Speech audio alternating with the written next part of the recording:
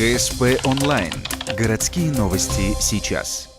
В поселке Ирайоль Сосногорского района прошло торжественное открытие трассы до Каджирома. Этот участок входит в автодорогу регионального значения Сыктывкар-Ухта-Печора, Усинск-Наринмар. Строят ее уже не первый год. Вот к концу осеннего сезона высоким чинам удалось перерезать красную ленту на еще 45 километров нового асфальта. Как было сказано на открытии, событие эпохальное. Мы прорубили окно в Печору. Это очень важный момент. Сегодня есть дорога, по сути, между Сосногорским районом, Ижемским и Печорой. На сегодняшний день республика обретает сильное коммуникационное направление.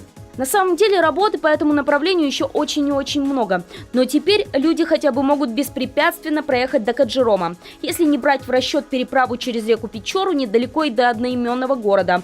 Но дорогу до него пока едва ли можно назвать простой. Особенно с учетом межсезонья. Закрытие речной навигации случится буквально на днях. А меж тем нет и асфальта на части трассы Ухта-Ирайоль.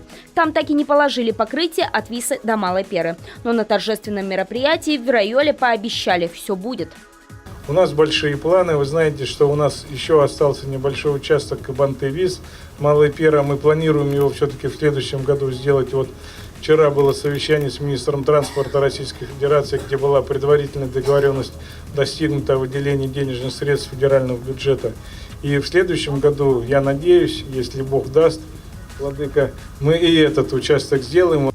После в планах строительство дороги до Чикшина и строительство автомобильного моста через Печору. По словам министра, тогда Республика Коми станет полностью доступным регионом. Когда будут все эти блага, вопрос открытый. Но по планам в 2021-2024 годах трасса Сыктывкар-Наринмар должна стать федеральной.